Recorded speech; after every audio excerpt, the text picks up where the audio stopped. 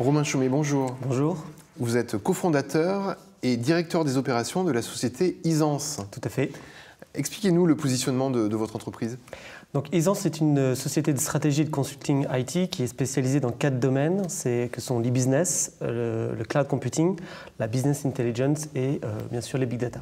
Les big data, des domaines en fait qui se rejoignent peut-être aujourd'hui. Oui, parce qu'effectivement, l'e-business est une activité qui génère énormément de données.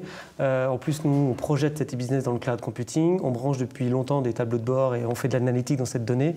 Et aujourd'hui, naturellement, cette donnée qui explose, on l'exploite avec des stratégies de type big data. Alors, dites-nous, est-ce que le big data est simplement réservé aux grandes entreprises ? Je pense qu'il faut absolument tuer cette idée que le big data est réservé aux grandes entreprises. Bien au contraire, le big data est accessible aujourd'hui à toute entreprise.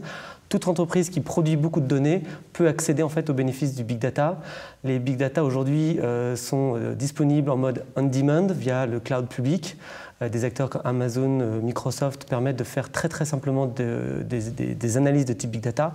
Et donc nous, on incite les PME à exploiter les usages du big data pour pouvoir gagner en compétitivité parce qu'il y a énormément de choses à apprendre par une démarche de type big data.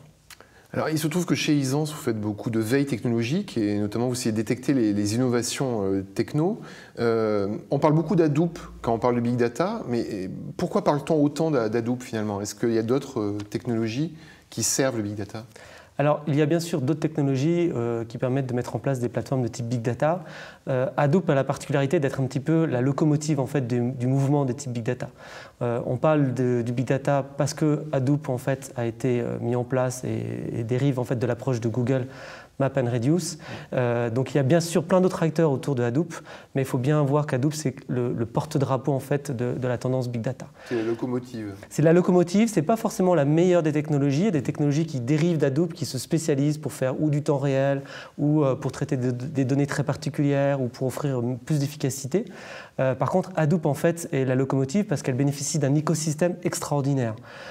Aujourd'hui, tous les grands acteurs du web participent à l'amélioration d'Hadoop. Il y a bien sûr Yahoo, mais aussi Facebook. Facebook produit beaucoup de lignes de code pour Hadoop, que ce soit LinkedIn, que ce soit Twitter, et aujourd'hui beaucoup d'autres. Donc je pense que Hadoop va naturellement s'imposer dans le monde du big data. Alors maintenant, au-delà des technologies, pour terminer, est-ce que vous pouvez nous donner quelques cas d'usage, ou même un cas d'usage qui illustre l'approche big data et un projet sur lequel Isance a travaillé notamment? Alors on a travaillé sur plusieurs projets de type big data, un qui est vraiment très révélateur justement pour une PME. Je voulais parler de la société eSchool Entertainment, qui est une société française qui édite des jeux dits de casual game, c'est-à-dire des jeux qui sont sur Facebook et qui permettent de faire des jeux à plusieurs avec ses amis. C'est une société qui, sur le jeu eSchool en tant que tel, a plus d'1,5 million de joueurs par mois et ces joueurs peuvent générer jusqu'à 1 milliard de transactions, d'interactions quotidiennes. Ce qui était très important, c'était de pouvoir analyser ces interactions et comprendre à partir de quand le jeu pouvait être notamment monétisé.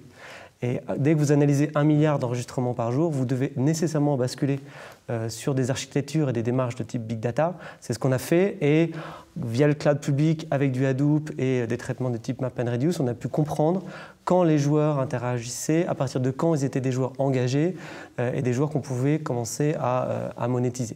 Donc c'est typiquement le cas où le big data a permis à une petite entreprise de gagner en fait, de l'argent. Petite entreprise et big data. Romain Chaumet, merci beaucoup. De rien. À bientôt. À bientôt.